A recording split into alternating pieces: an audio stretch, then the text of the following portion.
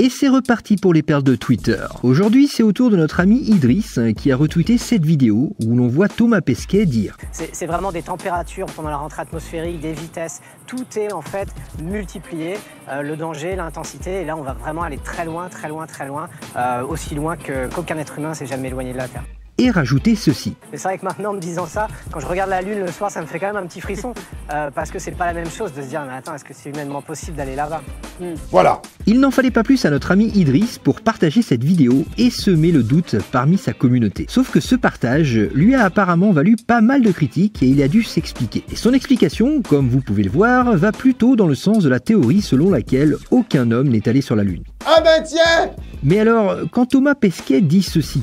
le danger, l'intensité, et là on va vraiment aller très loin, aussi loin qu'aucun être humain s'est jamais éloigné de la Terre. Qu'est-ce que ça peut bien vouloir dire? C'est le moment que vous attendiez tous. Eh bien la réponse se trouve dans l'orbite d'Artémis. Et en effet, l'homme n'a jamais été aussi loin. Parce que cette mission va envoyer des astronautes à environ 70 000 km au-delà de l'orbite lunaire. Donc dire que...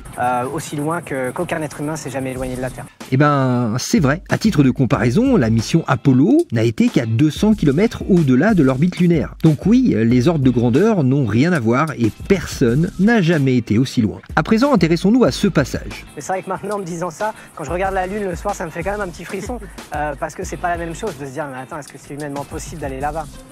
Ici, on a donc deux hypothèses. Soit il a admis involontairement que personne n'a jamais été sur la Lune, il a donc révélé un grand secret mondial. Écoutez les amis, non.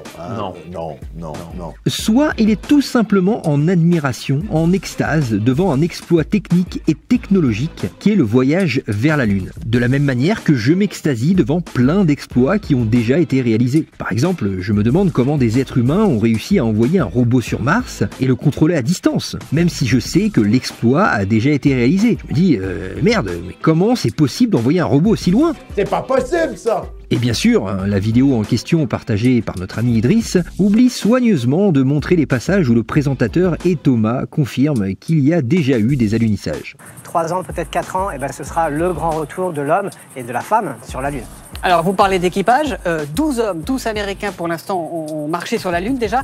Est-ce que vous serez le 13e à y laisser votre empreinte, Thomas Pesquet? En 2008, Barack Obama, l'ancien président des États-Unis, avait dit « ça sert plus à rien d'aller se poser là-bas. C'est un combat politique d'aller décrocher la Lune ou ça reste une vraie conquête scientifique ?» Encore une fois, notre ami brille par sa capacité à relayer des infos sans même recouper les sources ou faire quelques recherches qui lui auraient pourtant permis en quelques clics d'obtenir des réponses. Et toi, mon petit bonhomme, t'en penses quoi finalement de tout ça? Parce que moi,